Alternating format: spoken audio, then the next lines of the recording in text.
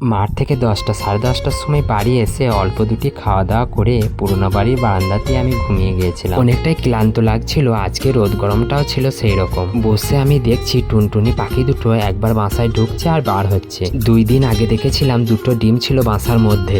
একটু বাসার কাছে যেতেই কিচিরমিচির শব্দ শুনতে পেলাম, আর আমি বাসার কাছে গিয়েছি বলে পাখি দুটোর গলার আওয়াজ শুধু শুনুন কেমন করছে।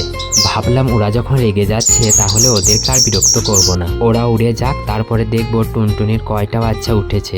প্রতি বছরের তুলনায় এই বছরে কাজী লেবু দেখছি অনেকটাই কম এসেছে, আর এই লেবুগুলো পাকতে প্রায় আষাঢ় শ্রাবণ মাস লেগে যাবে। দাদা এই পাখির বাসাটা তৈরি করেছিল, এই বাসাটাকে নিয়ে এসে আমি লেবু গাছে টাঙিয়ে দিয়েছি। এই বাসাটা কিন্তু আমার টাঙানোই হয়েছে, একদিনও কিন্তু টুনটুনি পাখি দুটো ঢোকেনি। সৌরশক্তির সাহায্যে লাইট বাড়িতে বেশ কয়েকটা ছিল, একটা নিয়ে এসে আমি লেবু গাছে গোড়ায় দিয়ে দিয়েছিলাম। আর রাতে বাড়ির সব লাইটগুলো বন্ধ থাকে আর এই লাইটটা হালকা জ্বলে। টুনটুনি পাখিগুলো কাছে না থাকায় আমি একবার চেষ্টা করলাম বাচ্চাগুলোকে দেখার। দেখছি দুটো বাচ্চা রয়েছে, দুজনেরই চোখ ফোটেনি। আর আমি বাসাতে হাত দিয়েছি দেখে পাখি দুটো কোথায় যে ছিল ঠিক চলে এসছে। রাতে ভিডিওতে ভয়েস দিতে যাচ্ছি, এমন সময় ভাবলাম রাতে পাখিগুলো কেমন করে বাসায় থাকে সেটা আপনাদের দেখাবো। একটা পাখি দেখছি বাসাতে রয়েছে, আর একটা পাখি নিশ্চয়ই কোনো গাছের ডালে বসে আছে। বেশি লাইট দিয়ে ওদের ভিডিও করতে গেলাম না, কারণ লাইটে ওদের অনেকটাই অসুবিধা হয়। দেখা হচ্ছে পরের ভিডিওতে, সকলেই ভালো থাকবেন।